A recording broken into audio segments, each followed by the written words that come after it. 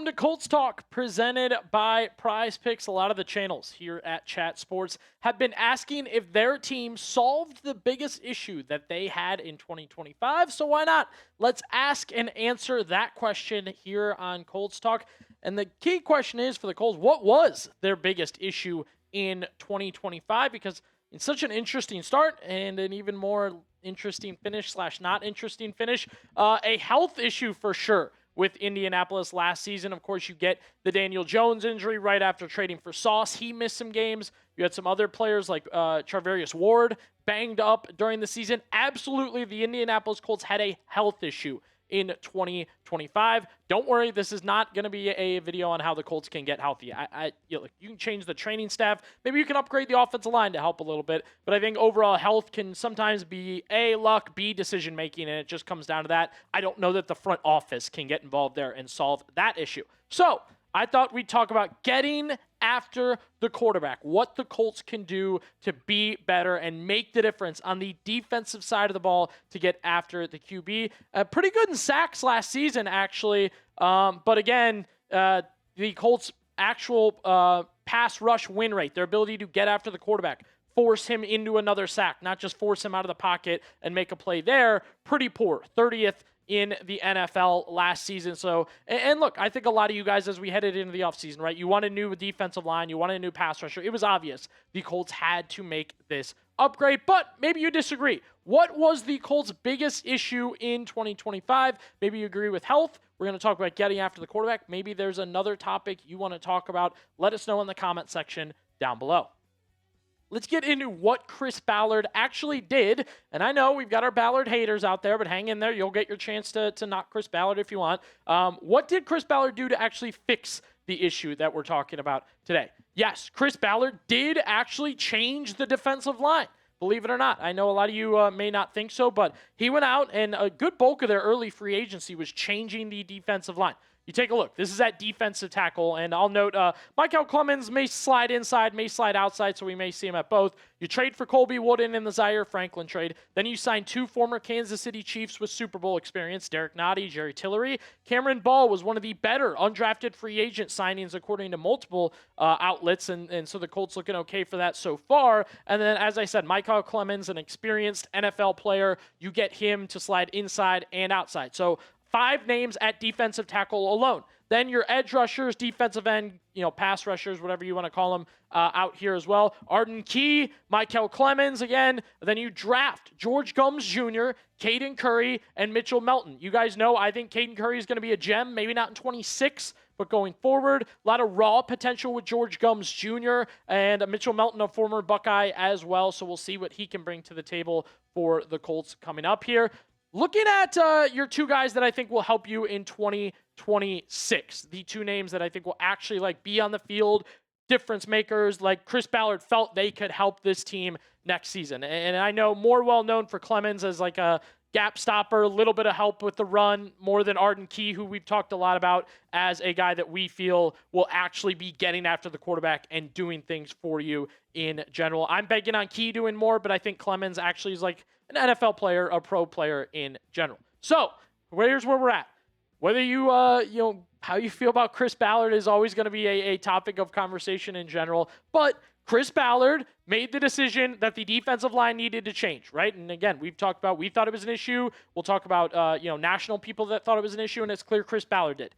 Thought he needed to make a change. We'll see how these guys work out, but he made the change and lots of changes on the defensive line to try and fix that in general. Now, you Ballard haters are going to enjoy it coming up here in just a second. What Ballard didn't do to address the issue, fix the issue, make it happen. That's what we're going to get into in just 1 second.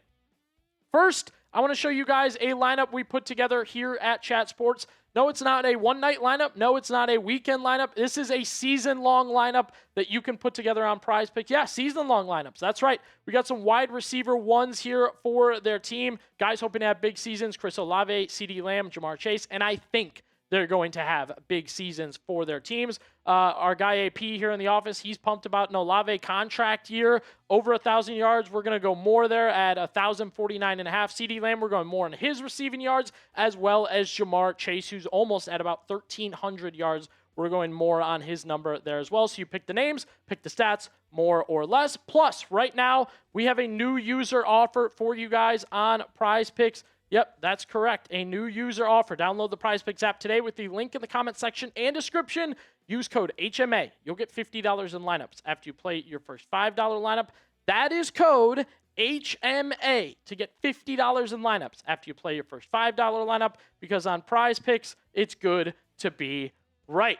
So I do think it is fair to say that Chris Ballard could have done more to make things happen for the Indianapolis Colts and solve their issue of getting after the quarterback, getting more sacks, putting more pressure on quarterbacks in general. And, it looked like he was trying. It looked like it was going to happen with some big-name pass rushers. Take you back here. No jokes with the Rossini stuff here. This was just a tweet that in time that meant something.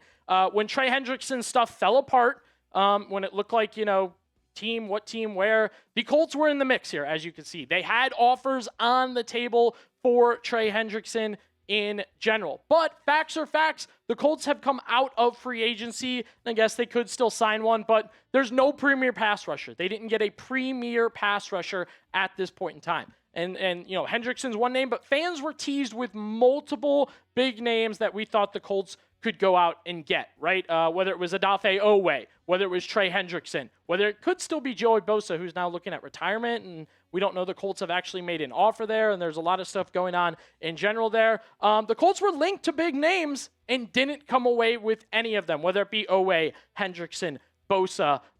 That's Chris Ballard, fault, or however you want to put it. No premier pass rusher in general. You get Arden Key, it looks like, at this point in time. Again, the Colts still have some salary cap. They could still make some moves, but we have talked about it here on the show. You need to mentally start thinking about Arden Key as your big pass rusher, edge rusher get during the offseason for the Colts. And again, I think that's where Ballard faulted or didn't do his job as far as improving this pass rush to a high level. Maybe Arden Key helps you out, no doubt about it, but we also thought it would be like Arden Key and Trey Hendrickson for the Colts. Give him a grade. Chris Ballard this offseason, the draft, free agency, A, B, C, D, or F. I want to hear from you guys. Grade Chris Ballard's offseason moves.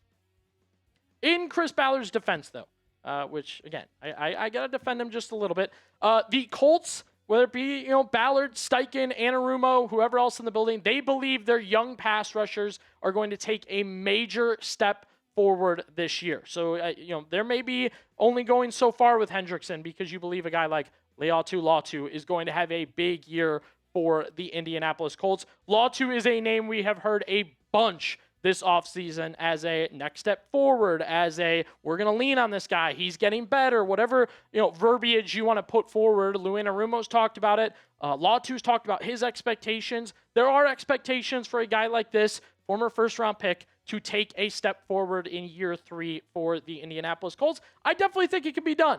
But again, this is why the Colts maybe were reconsidering their deal there. Then you look at JT Tuimolou, another guy, second-round pick, hasn't lived up to expectations. Instead of really pushing hard for replacements, the Colts are pretty high on the idea of Tuimolou having a big year coming up here, getting better in general. And again, I've talked about his Ohio State career not being as good as we thought it could have been in general. But, at this point in time, I think JT going to try and, maybe make a difference there. I do want to note, though, at this point in time, with everything we've kind of, seen and talked about with the edge rusher stuff, pass rusher stuff, and again, Ballard doesn't go get a premier name. Why?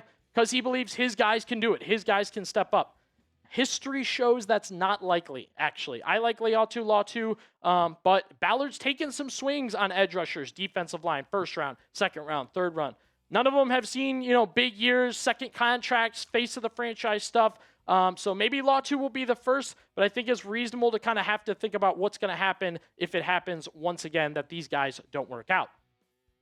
Colts football, a lot of excitement right now, and I know the fans are excited for one thing, and that's getting back to watching games in person. That's why we want to give a major shout out to the sponsor of today's show. That is SeatGeek. Listen, the MLB is in full swing. As I said, football getting closer and closer to coming back. By the way, you can also now get World Cup tickets on SeatGeek. I love using the SeatGeek app whenever me and my friends are looking at going to a concert or game. We throw the link in there so we can go look at ticket prices, where we want to sit, all that great information. And it's because SeatGeek has your back. Each ticket is rated on a scale of 1 to 10, so you know you're getting a good deal. You look for the green dots. Green means good. If you see a red dot, red means bad. And, of course, today here on Colts Talk, I have a code for you guys. And this is whether you're a new or existing user. You can use code CHAT10 for 10% off your next set of tickets at SeatGeek. That's 10% off any tickets with promo code CHAT10. Make sure you click the link in the description and comment section